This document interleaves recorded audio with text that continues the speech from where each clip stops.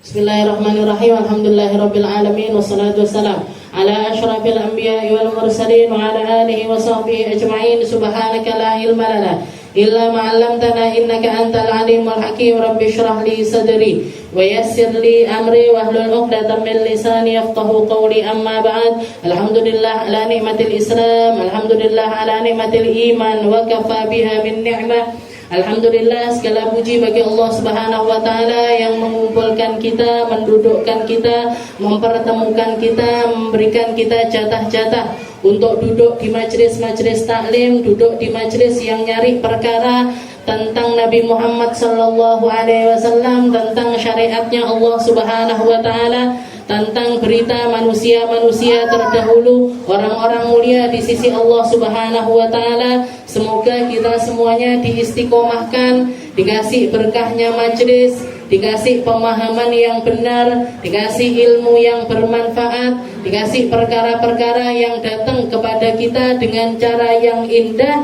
lewat apa yang diwariskan oleh Nabi kita Nabi Muhammad sallallahu alaihi wasallam.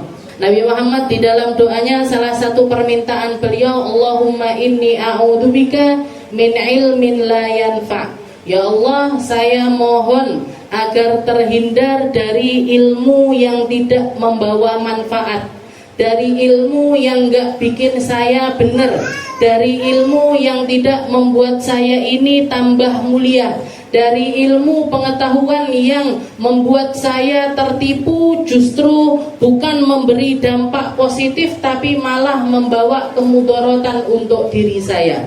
Nabi Muhammad minta di dalam salah satu doanya, diantaranya itu, Allahumma inni a'udzubika min ilmin la yanfa'. Kalau terusannya, wa ainin la tadba' wa nafsin la tashba' wa du'ain la yusma'. Ya Allah, saya mohon jangan sampai mata ini nggak bisa nangis, nafsu ini nggak pernah kenyang, diri ini doa yang tidak didengar dan lain sebagainya. Bahkan di akhir Nabi Muhammad juga mengatakan, Allahumma inni a'udzubika min hadhil arba'. Ya Allah, hindarkan saya jangan sampai masuk di dalam golongan 4 orang ini tadi.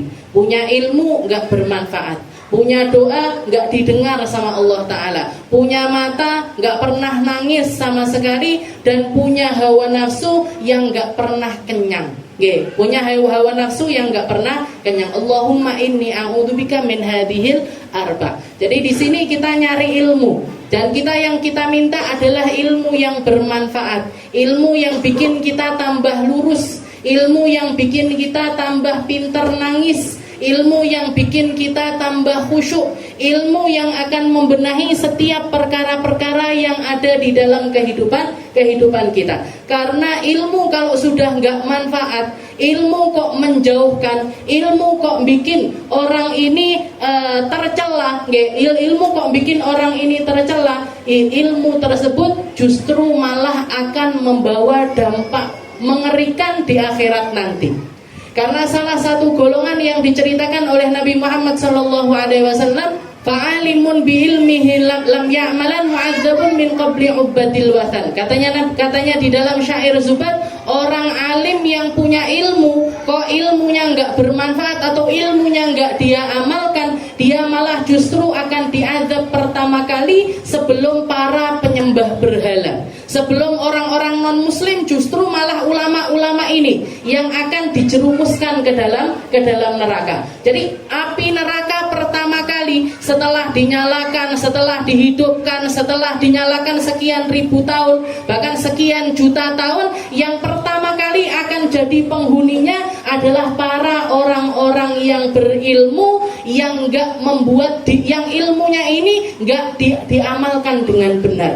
Ilmunya enggak ikhlas, ilmunya bukan karena Allah. Dikatakan orang-orang alim ini ketika dipanggil oleh Allah Ta'ala, kamu orang alim, kamu punya ilmu, kamu tak kasih kesempatan untuk mondok, tak kasih kesempatan untuk nyari ilmu. Ilmu itu kamu cari karena siapa? Dari siapa? Maka hamba tersebut mengatakan, ilmu ini darimu ya Allah, dan saya mencarinya karenamu. Ilmu ini darimu dan saya mencarinya juga karenamu. Maka dijawab sama Allah Ta'ala, kalau ilmu itu dari aku benar, tapi kamu nyari ilmunya karena aku, itu enggak benar. Bukankah kamu nyari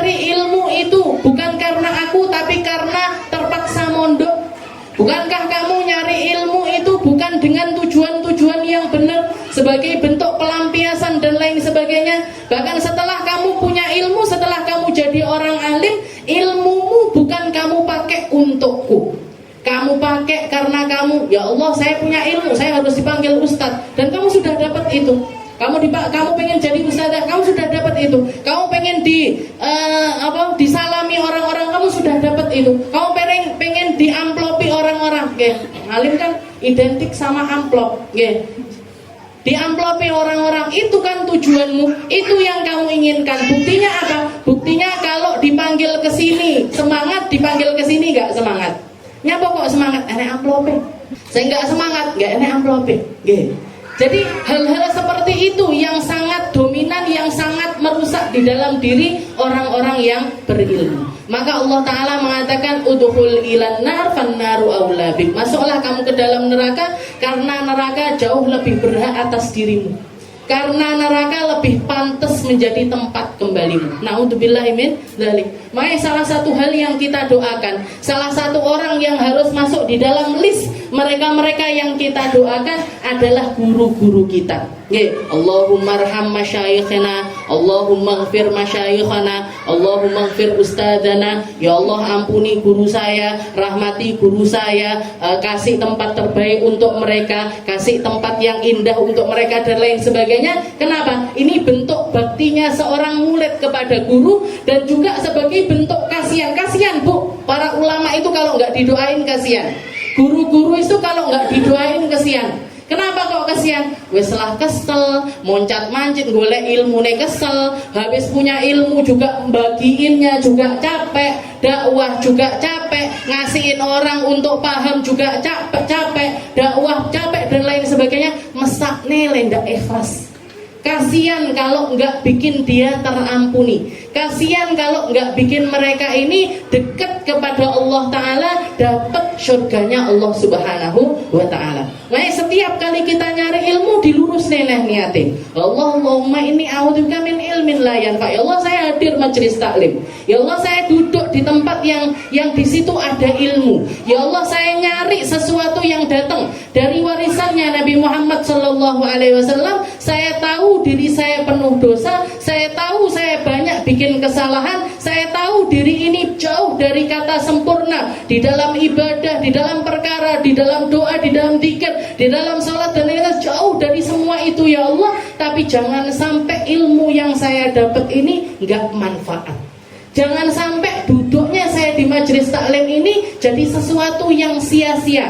Jangan sampai kumpulnya saya di tempat baik ini nggak bikin saya jadi orang baik, nggak bikin saya jadi orang baik. Kenapa? Karena ilmu kalau sudah diselewengkan, ini efeknya luar biasa. Apalagi ilmunya adalah ilmu agama, apalagi yang derajat tertinggi dari semua ilmu agama, apalagi ilmunya itu kaitannya dengan ilmu Al-Quran. Al-Quran itu katanya Allah Ta'ala adalah syai'un thaqil, qaulun thaqil. Katanya Allah Ta'ala Al-Quran itu adalah kalam yang berat, adalah satu kalimat yang berat, adalah pesan-pesan dari Allah Ta'ala yang berat. Meskipun bacanya ringan, meskipun ngapalinnya gampang, meskipun nyarinya harganya murah namun boten. Jenengan ngekolahne anak Al-Quran TPQ TPQ itu rata-rata, saya tanya rata-rata di daerah Tulungagung SPP-nya berapa Ustazah? Antara 10.000 sampai 15.000. Kalau di atas itu nggak payu Ustazah. Padahal melbu kolam renang, berapa masuk kolam renang jenengan? Anaknya milik melbu kolam renang seperti itu paling murah 15.000, 20.000. Kok ngoten? Anaknya jaluk balon nih loh. Balon ini berapa harganya? Nangis kepier-pier nyari balon ini, baru diam kalau dapat balon itu harganya juga antara 10.000 sampai 15.000. Jadi regane balon sama harganya dia 1 bulan belajar Al-Quran. Podo Bu, murah, didapatnya gampang, ada di mana-mana. Kita nyari guru Al-Quran yang ngajarin alif ba ta itu ada Nggih. Dibacanya gampang, dihafalinnya juga gampang karena Allah Ta'ala menjanjikan hal tersebut. Walaqad yassarna 'alaika dzikra fahal mim mudzakir. Katanya Allah Ta'ala, Al-Qur'an ini tak gampangin. Satu-satunya firman Allah Ta'ala yang turun, pesan dari Allah Ta'ala yang turun, dan digampangkan untuk dibaca, digampangkan untuk dihafal. Digampangkan untuk dibaca, digampangkan untuk dihafal. Tapi katanya Allah Ta'ala qaulun tsaqil. Al-Quran itu sesuatu yang berat. Yang diceritakan oleh para sahabat, setiap kali Nabi Muhammad datang turun wahyu kepada beliau, ini ya, setelah turunnya ayat, satu ayat ataupun bahkan sepotong ayat, itu seluruh badannya Nabi dipenuhi dengan keringat yang besar-besar. Setelah itu ada salah seorang sahabat, beberapa di antara mereka yang bagian menuliskan Al-Quran. Nabi Muhammad kalau sudah kedatangan Al-Quran, setelah itu mengatakan ayo tulis, ayo tulis, ayo tulis kepada mereka-mereka yang bagian menuliskan Al-Quran. Karena Al-Quran datangnya tiba-tiba, Al-Quran datangnya itu sewaktu-waktu. Bahkan pernah turun ketika Nabi Muhammad satu selimut dengan Sayyidah Aisyah. Tapi di saat itu Rasulullah langsung keluar setelah itu mencari para sahabat yang bagian menuliskan Al-Quran. Katanya sahabat tersebut, beberapa di antara sahabat yang bagian nulis, saya pernah ketika ayat turun kepada Nabi, dan Nabi Muhammad ini pahanya sedang ada di atas pahaku. Maksudnya saking dekatnya duduk, pahanya Nabi itu ada di atasnya paha sahabat tersebut. Katanya sahabat tersebut, saya nggak pernah merasakan beban berat lebih dari pahanya Nabi yang ketika saat itu Nabi Muhammad turun Al-Quran kepadanya. Jadi sesuatu yang berat, Bu. Al-Quran ini berat. Ilmu Al-Quran juga berat. Sampai kita kualat sama Al-Quran, efeknya juga besar. Saya pernah saya pernah diceritain salah satu teman saya, Ustadzah di Temboro sana. Di sana ada istilahnya pesantren yang khusus dipakai untuk tahfidz Al-Quran. Dan di sana di satu Temboro ini 3 pondok, ada pondok formal, ada pondok syariat, ada pondok tahfidz. Karena semuanya sudah tahu kalau istilahnya Temboro ini terjadi sesuatu, misalkan badai, opo angin yang sangat kencang sekali, opo gempa bumi dan lain sebagainya. Pertama kali yang mereka cari tahu bukan lek awake dhewe gempa langsung buka BMKG, Oh, gempanya pusatnya di mana?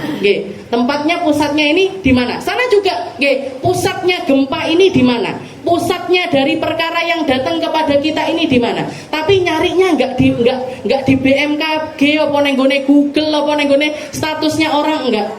Tapi mereka nanya satu sama lain, enek opo nenggone pondok tahfidz. Mesti ada oknum-oknum dari penghafal Al-Quran yang melakukan sesuatu yang melanggar syariat. Entah itu pacaran, entah itu naruh Al-Quran sembarangan. Pokoknya jadi mereka tahu semua ini terkenal sak Temboro itu. Iki lah enek koyok ngene, bukan nyari di mana-mana sebabnya apa secara ilmiah, secara logika ndak. Enek opo ning gone pondok tahfidz. Apa yang terjadi di sana mesti ada pelanggaran di tempat tersebut. Dan seringkali mesti memang benar. Mesti memang benar. Entah itu ada anak pondok tahfidz tapi nyolongan, anak pondok tahfidz tapi pacaran dan lain sebagainya. Bahkan ada satu anak, teman saya ini cerita, Ustadzah Temboro ini cerita, ada satu anak yang terkenal paling hafalan Al-Qur'annya itu paling melontok. Sampai kalau misalkan dia baca Al-Qur'an dari belakang ke depan bisa. Kita baca Al-Quran dari depan ke bawah, mau cotok wis grodal-gradul. Ini hafal, saking melontoknya hafalannya, misalkan baca dari belakang ke depan itu bisa. Kita yang sudah ayat istilahnya surat di Al-Quran yang paling lontok, kira-kira yang jenengan paling pede nopo? Kulhu. Lek ndak kulhu Al-Fatihah. Al-Fatihah ini sehari minimal baca 17 kali. Piye ndak ngelontok? Bismillahirrahmanirrahim. Alhamdulillahirabbil alamin arrahmanirrahim. Ngelontok. Pede kita sama Al-Fatihah. Suruh baca Al-Fatihah kapanpun siap. Tapi jajal baca dari belakang ke depan. Ihdinas siratal mustaqim. Salah. Siratal ladzina an'amta 'alaihim ghairil maghdubi 'alaihim waladdallin. Ihdinas siratal mustaqim. Iyyaka na'budu wa iyyaka nasta'in. Ar-Rahmanir Rahim. Alhamdulillah. Angel, nggih. Enggak semua orang bisa. Ini ayat yang kita paling pede, nggih. Ini Al-Qur'an 30 juz dia baca dari belakang ke depan bisa. Saking lontoknya. Nggih. Tapi apa dikatakan si orang ini tadi nggak, si hafidhoh ini tadi perempuan hafidhoh Al-Quran ini, tapi dia selama mondok, selama ngafalin Al-Quran itu dia seringkali meremehkan hal-hal kecil-kecil tapi ngelanggar syariat. Senengane gosok sandale koncone, senengane gosok cintunge koncone, sukanya ngambil barang-barang kecil-kecil yang dia udah ambil, enek kerupuk keleleran dipangan, enek ini keleleran dimakan. Jadi dosa yang dianggap sama anak pondok itu dosa biasa. Yang pernah mondok mesti ngerti. Gosok sandale koncone wis jajan sehari-hari. Nyerobot antriane koncone apa neh. Jadi dia sering melakukan hal-hal seperti itu. Si hafidhul Al-Qur'an ini tadi. Maka dikatakan begitu dia selesai hafalan Al-Qur'annya dan jadi guru Al-Qur'an, jadi guru Al-Qur'an, mohon maaf, gila. Sampai ketika dia nikah punya anak, anaknya dibuang ke sungai. Anaknya dibuang ke sungai. Kalau ditanya sama keluarganya, jadi misalkan keluarganya nengok atau nanya, nelpon gitu ya, gimana hafalannya? Waras, kayak orang normal biasa. Tapi kalau sudah ditanya tentang Al-Quran, wis kayak orang blank, kayak orang gila. Jadi ini Al-Quran bu, beratnya Al-Quran. Makanya kalau jenengan pengen saya ngelihat istilahnya pondok pesantren itu rata-rata. Kalau jenengan merhatikan pondok-pondoknya Habaib, pondok-pondok Habib, pondok-pondoknya para dzurriyyahnya Rasulullah, itu mayoritas yang saya lihat nggak ada agenda untuk menghafal Al-Quran. Kenapa? Karena tahu persis Al-Quran ini berat luar biasa. Guru saya Habib Segaf dulu ketika di Madinah, beliau sempat ngafalin Al-Quran 5 juz depan, 5 juz belakang. Jadi juz 26, 27, 28, 29, 30 hafal. Juz 1 sampai juz 5 beliau hafal. Juz 1 sampai 5 beliau hafal. Terus baru setelah ngafalin 10 juz beliau lapor sama abahnya, Abuya Hasan Baharun. Bi, ini Segaf ikut program tahfidz ngapalin Al-Quran mandiri gini. Kata abahnya, katanya Abuya Hasan, stop. Wes, hafalanmu 10 itu ya sudah, stop sekarang. Nggak usah nambah hafalan lagi. Kenapa Bi? Eman-eman, saya kan mondok masih lama, kurang 20 juz itu insya Allah saya bisa. Ya, kamu nggak ngerti nanti kerepotanmu seperti apa setelah kamu keluar dari pondok. Kalau kamu hafal Quran tapi ndak iso jogo apalane Al-Quran, justru malah bahaya.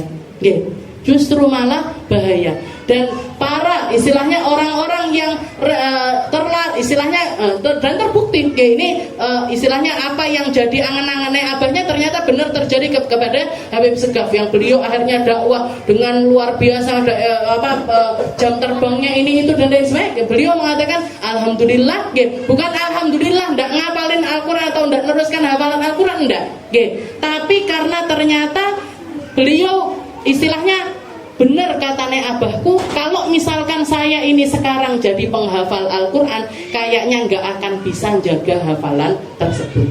Sepertinya saya nggak akan, karena orang penghafal Al-Quran itu berarti ada kewajiban tambahan bagi mereka, yaitu menjaga hafalannya. Di salah satu hadis Rasulullah pernah menceritakan ketika beliau berangkat Isra Mi'raj. Ketika beliau Isra Mi'raj ngelihat ada manusia-manusia, ada satu golongan orang yang ada di dalam kubangan api neraka.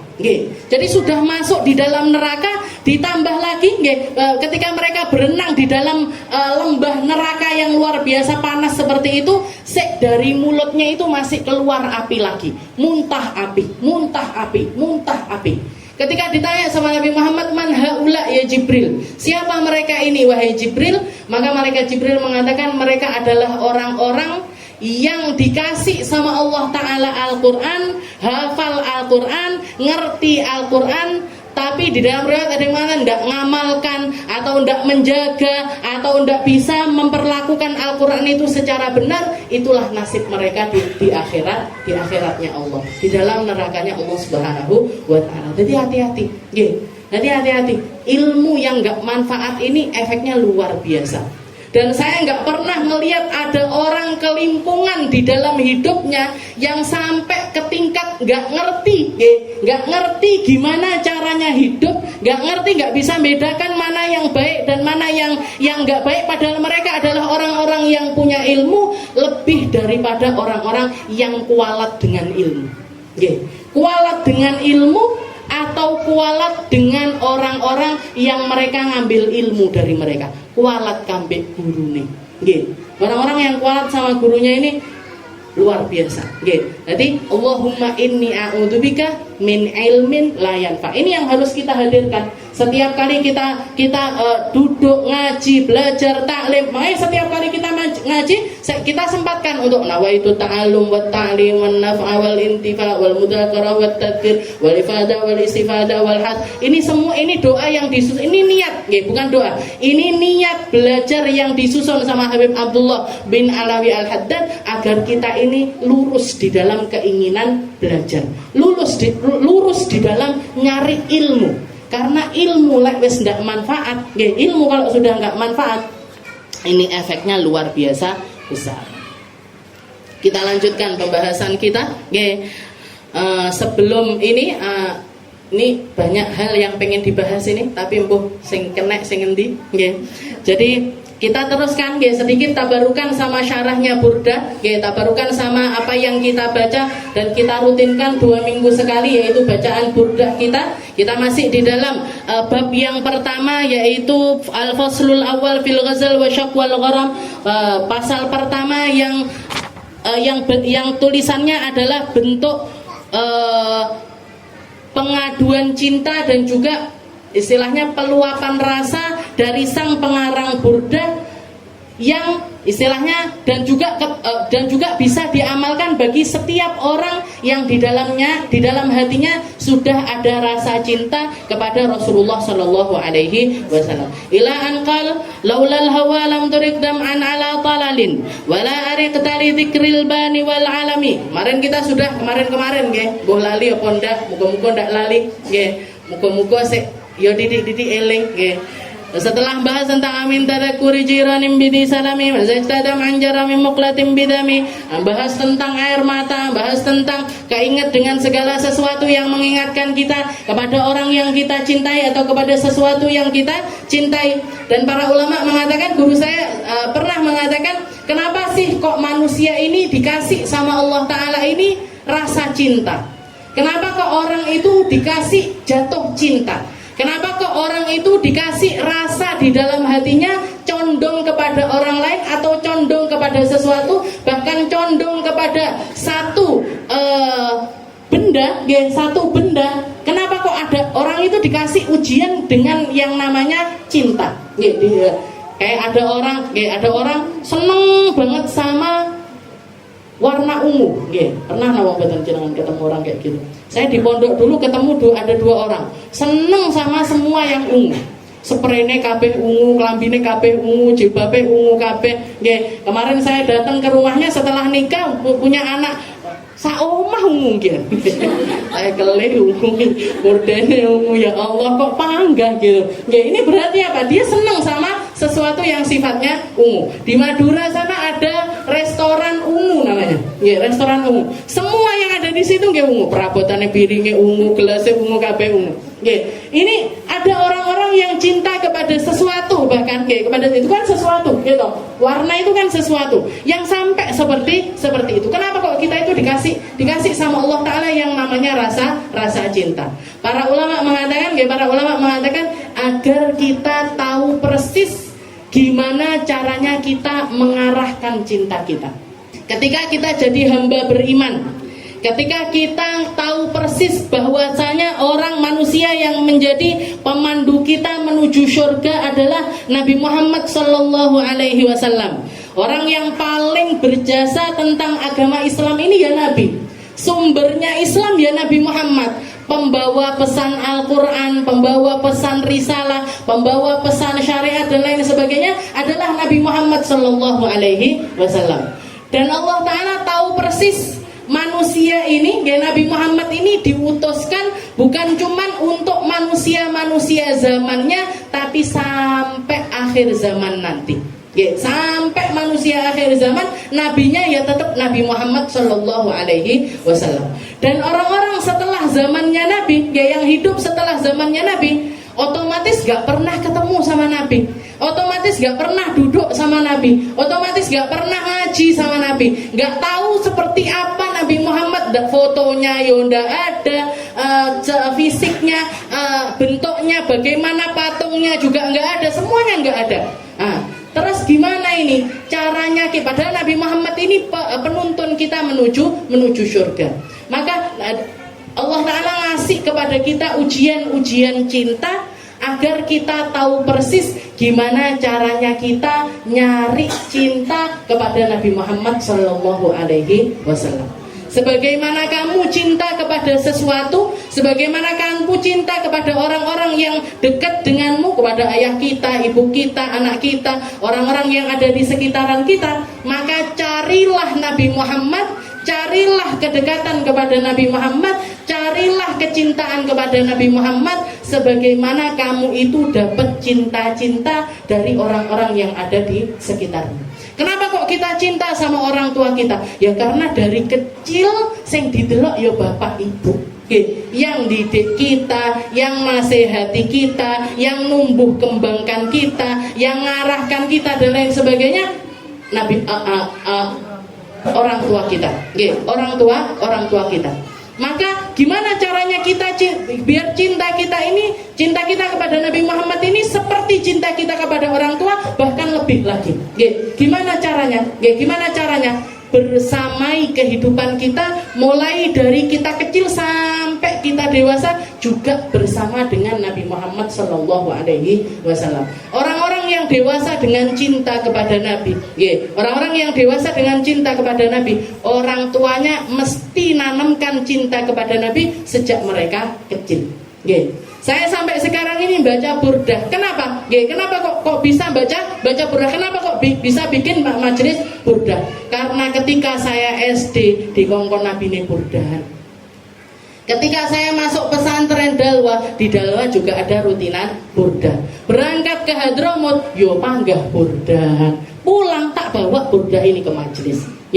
Jadi kenapa kok burdah? Kenapa kok kita baca burdah? Ya karena mulai dari kecil ditanamkan, kerasa ataupun nggak terasa, ngerti ataupun nggak ngerti, faham ataupun nggak faham, ada yang berubah dari ruh kita ketika yang dimakan ini, ketika yang dicekokkan ini, ketika yang dimasukkan ini adalah perkara-perkara tentang Nabi Muhammad Sallallahu Alaihi Wasallam.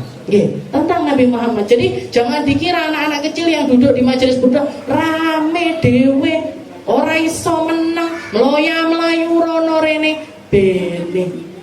Biarin, yang penting telinganya denger. Yang penting mereka ngerasa punya majelis. Yang penting mereka tahu kalau saya diajarin burdah, bahkan sebelum saya balik, sebelum saya ngerti apa-apa, bahkan sebelum saya bisa baca Al-Quran, saya sudah duduk di majelis burdah. Saya sudah duduk di majelis yang di situ nyemangati diri untuk lebih cinta kepada Nabi Muhammad Sallallahu Alaihi Wasallam. Nah, di sini beliau mengatakan laulal hawa. Salah satu ditambahkan lagi, kecintaan kepada Nabi itu ciri-cirinya orang yang cinta sama Nabi Muhammad sering nangis karena Nabi, ingat-ingat tentang Nabi, sing dieling-eling Nabi, yang dieling-eling tentang negeri Madinah, pengen duwe-duwe, kalau istilahnya kalau kerja, orang-orang yang kerja nabung titik-titik biar bisa berangkat umrah atau bisa berangkat haji. Pokoknya karena obatnya cinta ini ya pertemuan. Obatnya cinta ini ya semakin dekat dari orang yang kita cintai tersebut. Jadi ciri-cirinya itu. Setelah itu beliau mengatakan laulal hawa lam turid dam'an ala talalin wala ariqta li dzikril bani wal alam. Beliau mengatakan di sini kalau bukan karena cinta, niscaya kamu tidak akan menangisi puing-puing rumahnya, dan kamu juga tidak akan bergadang demi mengingat pohon ban dan juga gunung. Gunung yang ada di negeri Madinah tersebut, yaitu gunung yang dekat dengan orang yang kau cintai, yaitu Nabi Muhammad Sallallahu Alaihi Wasallam. Jadi beliau ingin, ini masih di dalam kalimat beliau. Jadi uslub kalimatnya beliau, uslub kalimat dari Shahibul Burdah ini, beliau ingin kita ini kayak ngelihat cermin. Kita lagi ngelihat cermin. Kita sedang ngobrol dengan diri kita sendiri. Wahai kamu yang sering nangis karena ingat Nabi. Wahai kamu yang nyari puing-puing peninggalannya Nabi. Wahai kamu yang selalu, yang bahkan seringkali nggak bisa tidur karena sebab memikirkan Rasulullah Sallallahu Alaihi Wasallam. Apalagi ini kalau bukan cinta. Apalagi ini kalau bukan karena kamu rindu. Apalagi ini kalau bukan karena kamu sangat-sangat ingin bertemu dengan Nabi Muhammad Sallallahu Alaihi Wasallam. Karena ini haliahnya para pecinta. Haliahnya para pecinta itu rindu, ngeleng-ngeleng, ngangen-ngangen, bergadang, bergadangnya duduk ngopi, duduk ngerokok, duduk ndelok bal, tapi karena ingat sama Rasulullah Sallallahu Alaihi Wasallam. Di atas sajadahnya seringkali tertumpah air mata karena nyari kedekatan kepada Rasulullah Sallallahu Alaihi Wasallam. Kalau mereka yang belum, kamu kok nggak nangis? Kamu kok nggak nyari peninggalannya Nabi? Kamu kok nggak nyari apa yang datang dari Nabi? Kamu kok nggak pengen datengin Nabi? Kamu kok nggak pengen ziarah Mekah Madinah? Kamu kok nggak pengen berangkat untuk ketemu sama Rasulullah Sallallahu Alaihi Wasallam? Ketahuilah bahwasanya itu menunjukkan bahwasanya di dalam hatimu belum ada cinta. Jadi ini maknanya dua. Untuk mereka yang sudah merasakan, ketahuilah bahwasanya di dalam hatimu ada cinta. Dan untuk mereka-mereka yang belum seperti ini nunjukkan ada hal yang harus kamu tuju, ada hal yang harus kamu tumbuh kembangkan. Karena cintamu kepada Nabi Muhammad baru cuman kalimat doang. Jadi ketika kita ngomong ya Rasul saya cinta, ya Rasul saya kangen, ya Rasul saya pengen ketemu, omong doang.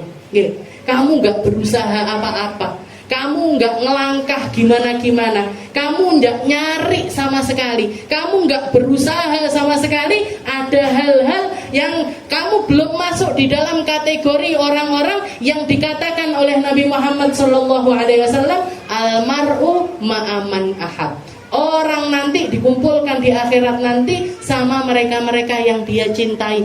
Kalau kamu gak cinta sama Nabi Muhammad, kamu juga gak akan dikumpulkan bersama Nabi.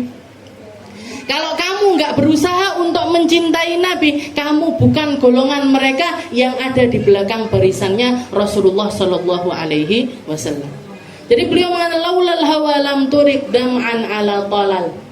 Jadi tolal ini apa sih? Tolal ini puing-puing, puing-puing peninggalannya Nabi Muhammad yang kelihatan, yang terlihat, yang bisa dilihat, yang bisa disaksikan, yang tersebar di seluruh negeri yang pernah didatangi oleh Rasulullah Sallallahu Alaihi Wasallam. Para sahabat-sahabatnya Nabi itu yang paling identik dari mereka itu, nyari para tabiin yang hidup setelah zamannya para sahabat, nyari semua orang yang pernah ketemu Nabi, yang nyari mereka yang pernah dengar tentang Nabi, yang pernah duduk sama Nabi, didatangi satu persatu, dicari yang punya hadis, dicatat hadisnya, yang punya hikmah, diambil hikmahnya, yang punya ilmu diambil ilmunya, yang punya kebiasaan diambil kebiasaannya. Karena saking cintanya mereka kepada Nabi Muhammad, itu diluapkan kepada apapun, siapapun yang berkaitan dengan Rasulullah Shallallahu Alaihi Wasallam. Sayyidina Umar bin Abdul Aziz, cicitnya Sayyidina Umar, dari anak perempuannya beliau, dari cucu perempuannya beliau, itu beliau pernah ketika menjabat sebagai khalifah, beliau napak tilas peninggalannya Rasulullah Sallallahu Alaihi Wasallam. Ini tempat pernah didudukin Nabi, ini pernah Nabi Muhammad singgah di sini, tempat ini pernah dibikin gini sama Nabi. Semua yang berkaitan sama Rasulullah Sallallahu Alaihi Wasallam dibangunkan jadi masjid. Sampai dikatakan di zaman Sayyidina Umar bin Abdul Aziz, beliau membangun lebih dari 70 masjid, dan setiap masjidnya itu kaitannya dengan Rasulullah Sallallahu Alaihi Wasallam. Sekarang yang kita tahu ada masjid namanya Masjid Jin, tempat di mana Nabi Muhammad ketemu sama jin, dakwah sama jin. Dibangun jadi masjid. Ada yang namanya Masjid Kiblatain, masjid di mana kiblatnya ada dua. Karena di masjid itulah turun ayat fawalli wajhaka syatral masjidil haram. Balik arah kiblatmu wahai Muhammad dari Masjidil Aqsa berubah menuju masjid. Jadi ada banyak masjid. Ada banyak masjid. Masjid Khandaq, ada masjid namanya Masjid Khandaq. Tempat apa? Tempat istirahatnya Nabi setiap kali beliau istirahat dari gali parit ketika mau terjadi perang Khandaq. Dijadikan masjid semuanya. Sampai ada lebih dari 70 masjid yang dibangun oleh Sayyidina Umar bin Abdul Aziz. Kenapa? Ditapaki tilasnya Nabi. Didatangi semua bekas-bekasnya Nabi. Semuanya menjadi tempat yang istimewa, semuanya menjadi tempat yang mulia, semuanya menjadi tempat yang gak sama dengan tempat yang lainnya, karena ada sebab Nabi Muhammad di tempat tersebut. Jadi kita kenapa sih kok kita ini nyari ilmu? Kenapa kok kita datangi ziarah-ziarah ke ulama-ulama, ziarah-ziarah ke kuburan-kuburannya para wali-wali dan lain sebagainya? Kenapa kok yang didatangi wali? Kenapa enggak mantan presiden, apa mantan bupati, apa mantan camat? Kenapa kok enggak diziarahi? Tapi yang diziarahi kenapa kok wali-walinya Allah? Kenapa kok para ulama-ulama tersebut? Karena mereka adalah orang-orang yang bawa sirnya Nabi Muhammad Sallallahu Alaihi Wasallam. Bawa ilmunya Nabi, bawa ibadahnya Nabi, bawa akhlaknya Nabi, bawa Islamnya Nabi, bawa semua hal yang dibawa sama Nabi. Mereka ikut bawa jalan tersebut, napai jalan tersebut, sehingga mereka jadi orang-orang mulia. Dan akhirnya kita juga napai perkara-perkara tersebut. Jadi semuanya ujungnya di mana? Ujungnya di Nabi Muhammad Sallallahu Alaihi Wasallam. Jadi bukan ziarah wali syirik, ndonga kok karo wali dan kita pakai kaidahnya Laila Majnun. Tahu Laila Majnun jenengan? Laila Majnun ini kan terkenal sama cintanya yang luar biasa sama Majnun yang cinta luar biasa sama Laila. Katanya dia si Majnun ini setiap kali dia ngelewati rumahnya Laila, ngelewati rumahnya si Laila ini, saking cintanya sama Laila, tembok itu diambungi, Bu. Diambungi. Ketika orang-orang nyela, oh Majnun ini cintanya luar biasa sama tembok.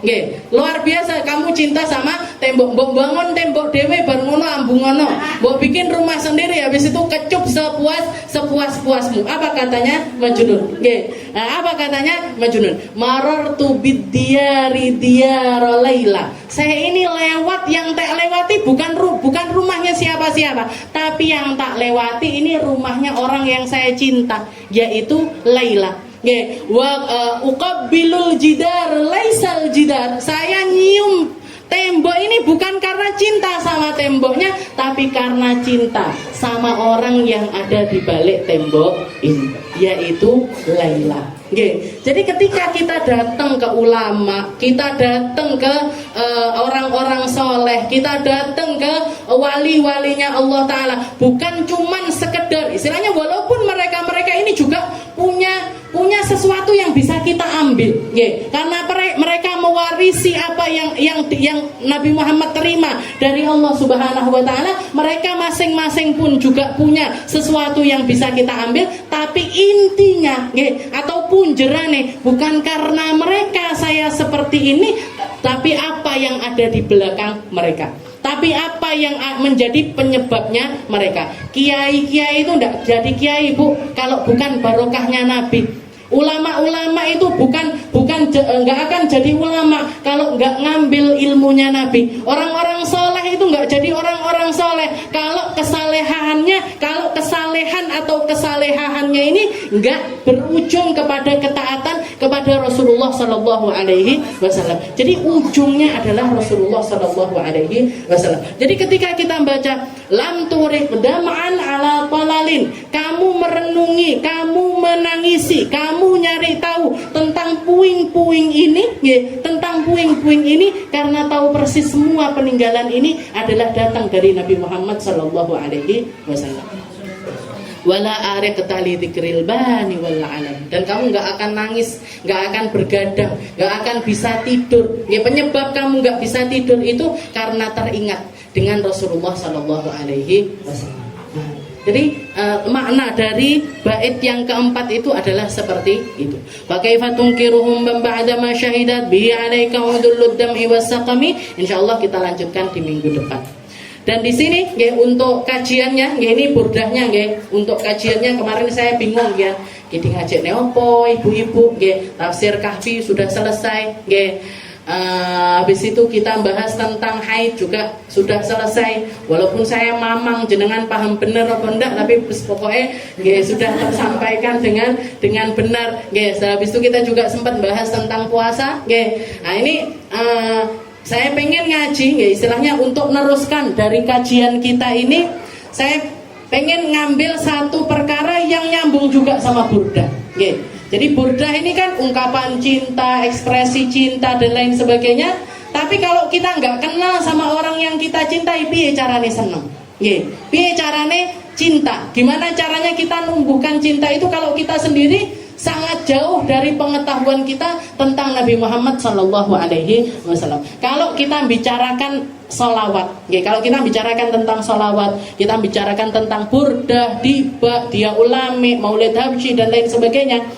Itu kalau saya ibaratkan itu seperti buku saku, seperti buku kecil atau ringkasan sesuatu dari PR novel besar yang harusnya kita selesaikan. Jadi kayak buku saku, dan kayak ringkasan perjalanannya Nabi. Para ulama mengatakan orang kalau mau cinta ya harus kenal. Kalau mau kenal kepada Nabi Muhammad, jalan utamanya adalah lewat sirahnya Rasulullah Sallallahu Alaihi Wasallam, tentang perjalanan hidupnya Nabi. Nabi Muhammad itu gimana, lahir di mana. Inilah kula bedheki anake Nabi piro. Ngitungnya saya bingung. Nasabnya Nabi seperti apa yo? Muhammad bin Abdullah bin Abdul Muthalib bin Hashim. Bin Abdi Manaf bin Qusay bin Kilab bin Murrah bin Ka'ab bin Malik. Nah, ini wis angel bisa. Jadi ini istilahnya apa yang kita tahu tentang Rasulullah ini masih sangat minim sekali. Berarti majelis maulid ini gimana? Majelis maulid itu untuk memperindah lewat sesuatu yang datangnya dari Rasulullah Sallallahu Alaihi Wasallam. Jenengan baca maulid sambil ngelihat artinya, merenungi apa yang isi yang ada di dalamnya, dapat.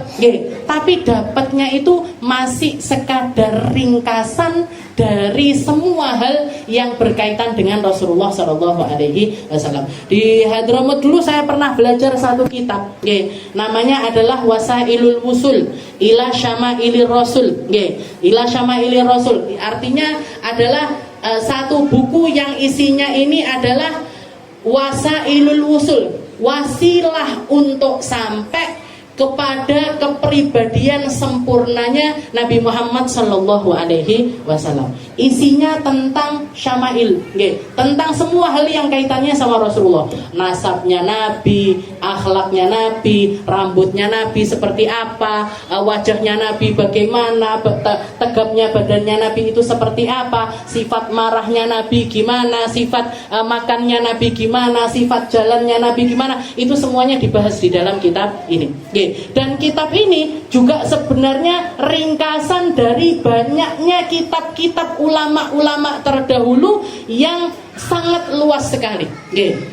Kalau jenengan, saya itu kalau buka Facebook ataupun juga Instagram, seringkali keluar iklan tentang buku Syama'ilur Rasul, nggih, tentang buku yang kalau kamu pengen tahu tentang Nabi Muhammad ya harusnya baca Syama'il. Ya, tapi yang diiklankan itu namanya kitabnya Syama'ilul Muhammadiyah. Itu karyanya Imam Tirmidzi. Isinya hadis-hadisnya sahabat yang berkaitan dengan fisik ataupun juga akhlaknya Rasulullah Shallallahu Alaihi Wasallam. Nah ini ya, di dalam kitab ini diambil juga dari kitab Syama'il Muhammadiyah, juga dari kitab-kitab yang lainnya. Bahkan beliau sebutkan satu-satu di sini. Saya ngambil dari kitab Syama'ilnya Imam Tirmidzi, saya ngambil dari kitab Masabih Imam Baghawi, saya ngambil dari Ihya-nya Imam Ghazali, saya ngambil Asy-Syifa punyanya Qadhi Iyad, saya ngambil dari Tahdzib punyanya Imam Nawawi, saya ngambil dari Hadiyun Nabawi punyanya Imam Muhammad bin Abi Bakar Asy-Syahir,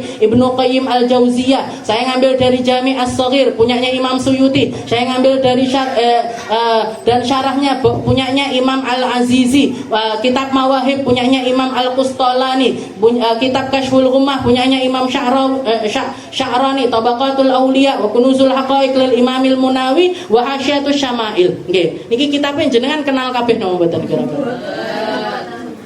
Saya aja beberapa nggih sing kenal, nggih, yang pernah ngaji. Jadi ini ringkasan, istilahnya ini juga masih ringkasan dari sekian banyak kitab-kitab besar yang bahas tentang Rasulullah Shallallahu Alaihi Wasallam. Karena para sahabatnya Nabi, salah satu mukjizatnya, kalau kita istilahnya untuk nambah keyakinan kita tentang Rasulullah ini benar-benar mukjizat. Salah satu hal yang bisa kita rasakan sampai sekarang ini ya pelajaran sirah. Sampai sedetail-detailnya tentang Nabi Muhammad itu kita masih bisa tahu. Dan saking, kalau itu nggak akan bisa terjadi kecuali mukjizat. Nggak akan pernah ketemu satu manusia pun seberjasa apapun. Bahkan nabi-nabi terdahulu sekalipun, orang-orang Kristen itu yang orang-orang Nasrani yang berbangga dengan Nabi Isanya, dengan Nabi Isanya mereka, dengan kalau mereka ngomongnya sama Yesus Kristusnya mereka, tapi pengetahuannya mereka tentang Nabi Isa itu juga sangat minim. Nah, orang-orang Yahudi yang berbangga dengan Nabi Musanya, pengetahuannya mereka tentang Nabi Musa juga sangat-sangat minim. Tapi kita umat Islam, pengetahuan kita tentang Nabi Muhammad Shallallahu Alaihi Wasallam luar biasa luas, luar biasa luas. Bahkan sirah ini semakin digali semakin banyak. Semakin digali tambah banyak lagi yang kita nggak ngerti. Semakin digali tambah banyak lagi yang harus kita pelajari. Bahkan orang yang mualla bil ilm, atau istilahnya orang yang terjun atau tenggelam di dalam ilmu, mereka nggak akan pernah mau keluar dari lautan ilmu tersebut. Saking banyaknya saking nikmatnya apa yang ada pada diri mereka. Para ulama itu nggak ada habisnya. Nggak ada habisnya. Ada di atas orang alim, ada orang alim di atasnya, ada orang alim tambah lagi. Kitab kitab juga seperti itu. Saya pernah salah satu kitab yang disebutkan sama beliau ini namanya kitab Asy-Syifa. Kitab Asy-Syifa ini bahas tentang Al-Quran saja. Itu kitab seperti ini, itu hadis tentang mukjizatnya Al-Quran tok, Bu. Satu kitab gini di dalam kitab Asy-Syifa. Nanti bab membahas tentang mukjizatnya Nabi sama hewan-hewan itu sekian ratus halaman. Jadi sangat banyak sekali.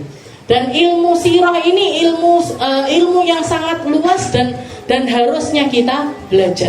Harusnya kita ngerti tentang Nabi kita, harusnya kita paham tentang apa yang terjadi kepada Rasulullah Shallallahu Alaihi Wasallam. Jadi minimal yang kita bahas, kenapa kok saya nggak pakai Syama'ilnya Imam Tirmidzi? Karena di dalam Syama'il Imam Tirmidzi itu isinya hadis tok, Bu.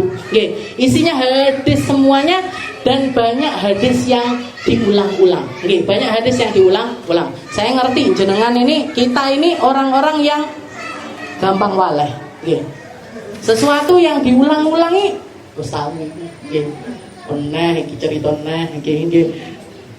jadi kita ini kok gitu. Makanan kan ngoten. Lek jangan lodeh betina, malah lodeh. Padahal harusnya orang kalau di dalam ilmu, kalau hakikah talabul ilm, orang yang benar-benar nyari ilmu itu dapat ilmu yang sama 1000 kali sekalipun, nggih, pertama kali dapat sama yang ke 1000 itu rasanya sama, nggih. Tapi orang-orang kayak kita ini ya nggak mungkin iso, nggih. Orang-orang kayak kita ini kayaknya wis peng 10 ngono wis blokek misal, nggih. Jadi sudah bosan. Jadi beliau enggak diambil dari, jadi urutan apa yang ada di dalam syama'il itu masuk semuanya di sini. Tapi dipilih sama beliau. Dipilih, oh yang ini sudah tak bahas di depan, enggak dibahas lagi. Ini sudah tak ambil di sini, enggak ditaruh lagi. Sisanya adalah dari kitab-kitab yang lainnya tersebut. Jadi saya ngambil dari kitab Wasailul Usul ila Syamailir Rasul untuk nambah wawasan kita tentang Rasulullah Shallallahu Alaihi Wasallam. Dan ilmu sirah ini para ulama mengkategorikannya ada 5 kategori. Ya, ilmu sirah ini paling enggak kita bahas tentang Nabi Muhammad ini ada 5 hal dalam dirinya Nabi. Yang pertama adalah siratu ahadithi az-zamani. Ya, jadi sirah tentang kejadian yang berkaitan dengan Rasulullah Shallallahu Alaihi Wasallam. Kayak misalkan Nabi Muhammad itu lahir di tahun namanya tahun gajah. Kenapa kok di tahun gajah? Karena waktu itu belum ada tahun pakai angka. Orang bahkan mungkin angka sama angka itu masih. Jadi pakainya adalah tahun namanya tahun gajah. Rasulullah di perut ibunya 2 bulan, abahnya meninggal. Rasulullah usia 4 tahun, ibunya meninggal. Rasulullah usia 8 tahun, kakeknya meninggal. Rasulullah usia 12 tahun, pertama kali pergi ke Syam, diajak sama pamannya beliau. Usia 25 tahun, beliau nikah sama Sayyidah Khadijah. Usia 40 tahun, beliau diangkat menjadi Nabi. 3 tahun beliau dakwah sembunyi-sembunyi. 10 tahun beliau dakwah terang-terangan. Setelah itu hijrah ke negeri Madinah. Setelah hijrah ke negeri Madinah 10 tahun pertama beliau kejadian pertama ada yang namanya perang Uhud, perang Badar. Setelah itu perang Uhud, setelah itu perang Khandaq, setelah itu perang ini sampai di tahun ke-10 beliau hijrah di negeri Madinah, beliau diwafatkan oleh Allah Subhanahu wa taala. Jadi ini namanya sirah zamani. Sirah yang kaitannya dengan kejadian yang berkaitan dengan Rasulullah Shallallahu Alaihi Wasallam. Itu harusnya ada di dalam list pengetahuannya kita. Ada di dalam list pengetahuannya kita. Itu sirah yang pertama. Sirah yang kedua, yang apa yang ingin kita bahas? Namanya syama'il. Syama'ilur Rasul atau kriterianya Nabi. Wajahnya gimana, rambutnya seperti apa, giginya gimana, cara jalannya beliau, cara belanjanya beliau, dan lain sebagainya. Ada banyak hal yang bisa kita tirukan dari apa yang berkaitan dengan fisiknya Rasulullah Shallallahu Alaihi Wasallam. Itu namanya syama'il, siratus syama'il, sirah syama'il. Yang ketiga khosais, khosaisun Nabi, kekhususannya Rasulullah. Kayak Nabi Muhammad ini Nabi yang terakhir. Nabi Muhammad ini Nabi yang dikasih sama Allah Ta'ala Al-Quran. Nabi yang nanti pertama kali buka pintunya surga dan lain sebagainya. Kekhususannya Rasulullah. Setelah itu yang keempat, sirah tentang syajarah. Syajarah ini syajarah itu artinya pohon. Tapi yang dimaksud pohon di sini pohon nasab. Pohon nasab. Jadi Nabi Muhammad ini bapaknya sopo, ibunya sopo, kakeknya siapa? Kakek-kakeknya siapa? Nyambungnya sama Nabi Allah Ibrahim itu di mana? Nyambungnya sama Nabi Ismail itu di mana? Habis itu ke bawah. Ke bawahnya Nabi siapa? Anak-anaknya Nabi, cucu-cucunya Nabi, cucu-cucunya lagi terus sampai ke bawah itu juga termasuk sirahnya Rasulullah Shallallahu Alaihi Wasallam. Udah ke samping paman-pamannya Nabi, istri-istrinya Nabi, ponaan-ponaannya Nabi. Nah ini semuanya namanya adalah sirah asy-syajarah. Sirah yang kaitannya itu dengan hal-hal yang berkaitan dengan nasabnya Rasulullah Sallallahu Alaihi. Kenapa kok harus ngerti tentang nasabnya Nabi? Karena manusia itu istilahnya takkit keberadaannya itu ketika nasabnya itu jelas. Jadi saya misalkan orang-orang setelah saya mungkin 100 tahun lagi, 100 tahun lagi ada orang menceritakan tentang Sayyidah Aminah, Sayyidah Aminah ya anake sapa? Anake bebmu, ibuke sapa? Ibuke jenenge Mahmudah, ibuke jenenge Mahmudah. Kakeknya namanya siapa? Oh, namanya Salim. Oh, berarti Ustazah Aminah ini benar-benar ada. Kenapa? Karena bapak enek, ibu enek, mbah enek. Nggih, mbah juga ada. Nggih. Misalkan saya sekarang belum punya anak, nggih. Ada orang mau Ustazah Aminah ini duwe anak, nggih. Endi? Anaknya endi? Nah, anaknya di mana? Pernah sekolah di mana? Nah, buktinya belum ada karena memang sekarang ini belum ada. Nggih. Jadi manusia itu takkit keberadaannya itu ketika nasabnya itu tadi jelas. Nggih. Nah, Nabi Muhammad juga kenapa kita belajar tentang syajarahnya Nabi? Nabi ini nggak mungkin nggak ada karena sekian banyak syajarah nasabnya. Karena sekian banyak hal ataupun juga darah-darah yang berkaitan dengan Rasulullah Shallallahu Alaihi Wasallam. Juga hukum, okay. Jadi sirah tentang hukum atau sekarang ini dikenal dengan fiqhus sirah, okay. Dari kejadian ini keluar hukum-hukum ini, dari kejadian ini keluar hukum-hukum ini, dari kejadiannya. Nah ini paling tidak kita itu ada fase-fase di mana kita itu belajar tentang semua ilmu-ilmu yang berkaitan dengan Rasulullah Shallallahu Alaihi Wasallam. Dan belajar tentang Nabi Muhammad berarti kita belajar tentang ilmunya Allah. Berarti kita belajar tentang syariatnya Allah. Berarti kita belajar tentang Al-Qur'annya Allah. Karena semua ilmu yang dibawa Nabi adalah turjuman Al-Qur'an, terjemahnya Al-Qur'an. Al-Qur'an jalan itu ya Nabi Muhammad. Al-Quran hidup itu ya Rasulullah Shallallahu Alaihi Wasallam. Maka saya insya Allah mulai minggu depan kita akan merutinkan untuk membaca kitab Syama'il Syama'il Wasailul Usul ila Syama'il Rasul.